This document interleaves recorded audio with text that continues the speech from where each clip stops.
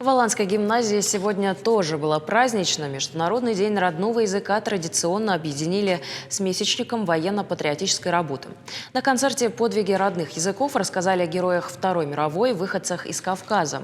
Сейчас в гимназии 13 классов. Каждый из них представил определенную национальность и человека, который оставил след в памяти народа.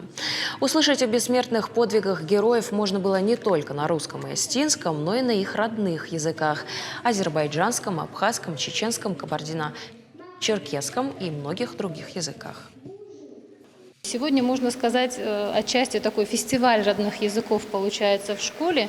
И я хочу сказать, что очень многие дети особый интерес находят в этом, потому что выучить какие-то слова на другом, незнакомом тебе языке, понимать, что это значит, сравнивать их со своим, сравнивать их с русским, это тоже определенная аналитическая работа, которую детское сознание проделывает, и я думаю, что приносит большую пользу.